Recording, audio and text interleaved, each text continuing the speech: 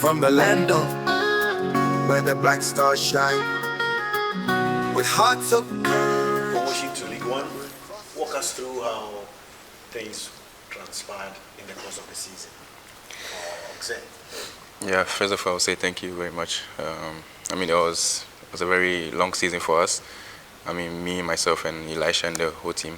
I mean, playing in League Two for the first time from League One was a very difficult task for me. But I guess from the start of the season, I knew that it was going to be a good season for us. And then it got to a point where it was not really how we wanted it to go, but we strike on, and then it went well for us at the end of the season.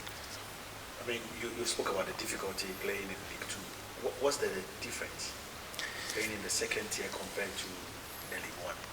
I think the most part of the difficulties will be the space in the game, because obviously in League One you have more technical players, and then the game is more calm than the League Two. League Two you have, I mean, you're playing for promotion, which League One you are playing, either you're playing to go to the Champions League or Europa League, or you're playing to survive from the relegation. So obviously it's a bit different. Also from the players, I mean, the hang of the players is always not the same when you compare the League Two to League One. Could that be the most difficult season you've had in Europe since you left the local scene? Not really. I mean, there's been seasons where I was definitely fighting to come out of the relegation. It was like 2 seasons ago when I was with Bordeaux. That was like also a tough season for me.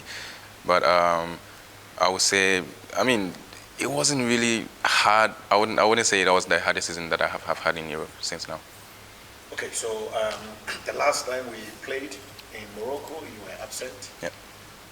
And now you are back to the squad. Are you fully fit, in good shape, ready to go again?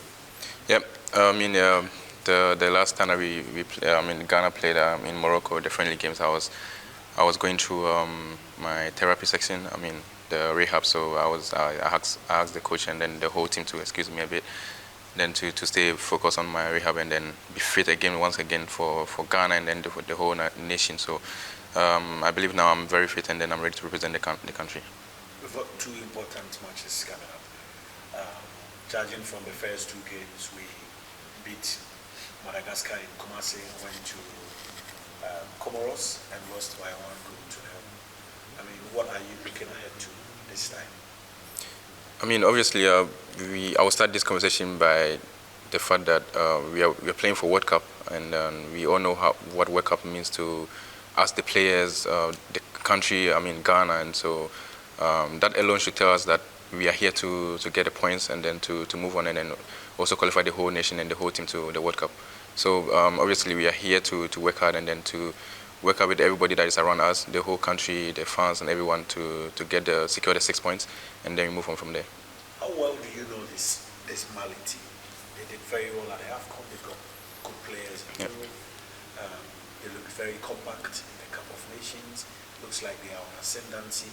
Do you think we have the men to match them?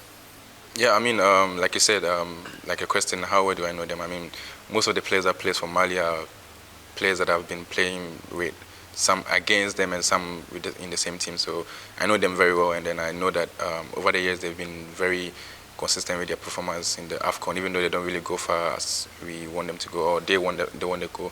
But yeah, I mean, we are also Ghana. I mean, if we're going to talk about football, then I don't think Mali is very close to Ghana when it comes to football. So I mean, if everybody here is willing to perform as the country and the coaches want us to perform, then I'm sure we will match them head to head. I mean, the conversation will not be about if we can match them. The conversation will rather be if they could match us.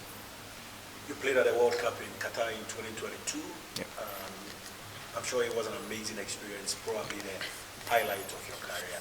Is that what is motivating you guys to go again in 2026? Yeah, obviously, like you said, it's been, for me till now, it's been one of the best moments in my career since I started. I mean, I grew up watching the likes of Samojan and all the senior players that are ahead of me in the World Cup. I didn't even think that I was going to be on the field one day representing Ghana. So, yes, I mean, the feeling and everything, the experience, and then whatever impact that made on my career makes me feel like we need to do it again. I mean, that should be a good reason for me, a good enough reason for me to know that yes, we want to do that again.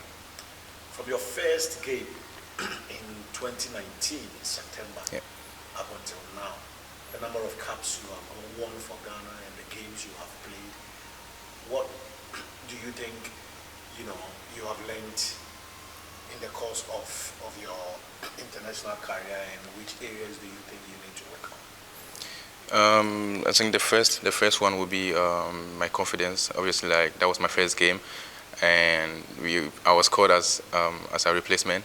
I didn't even know I was going to start the game, and then I got here, and then I had to play both games. I mean, the first part of the minute was not really an easy one for me, but I went through it, and then since then I've built my confidence game after game, even though like there are days that it doesn't go as I want to play, and even as how the team wants me to play, but that doesn't change the fact that I've grown in confidence, and then I've gone to know that playing for a country like Ghana is something that you should be proud of. You've worked under different managers from that time. Kwesi Appiah gave you your first cap. Yeah. From then, you've worked with C.K. Akono, you've worked with Milovan Rajvac. At some point, Otto Addo came in, Chris Hilton, and Otto is back. Generally, the players among yourself, what has been the discussion as regards his return to the team as coach of the Black Stars? I mean, when he was the second coach for Coach Milovan, we all saw the impact that he made. I mean, being the second coach and then being part of the staff.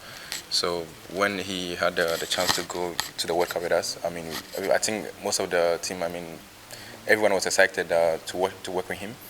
And then obviously, like you said, I've worked under many managers and then coaches in the national team, and then they all have their own way of football, and then they all have their own way of working around with the players. And then for me personally, I think he's one of the best that I've worked with in the national team in terms of the tactics and then and how he wants the team to play. Obviously, he's always played in the national team also before, so he knows what Ghanaians expect and then what the team also wants. So him coming back now, I think is going to be a good one. Obviously, like we didn't get the result that we wanted with him at the World Cup. Obviously, the whole team knew what happened, but I think coming back again shows that he's sat down and then think about what was not right and what was good, and then what to do next and then what to improve on. So I think it's going to be a good one.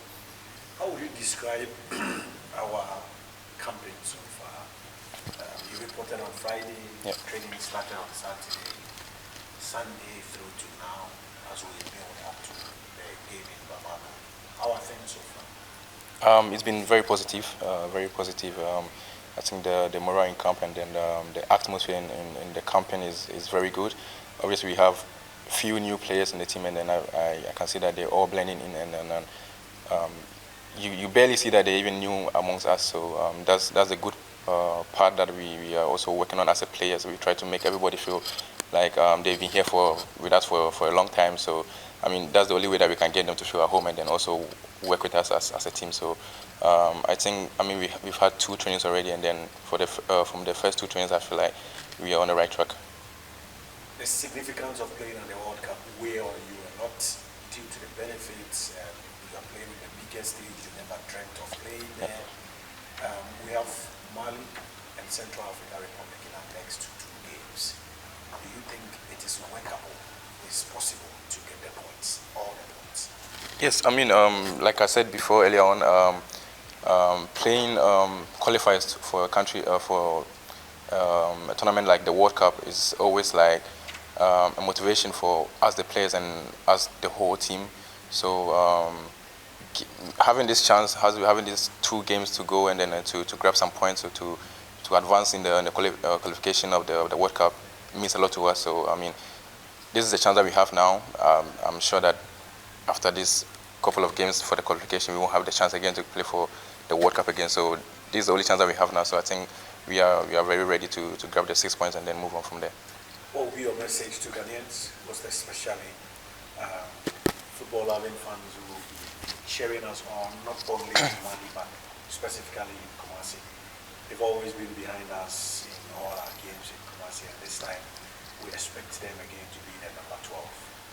What are your words to those fans? I mean, first of all, I'm going to say a very big thank you to Ghanaians and then football lovers in the country.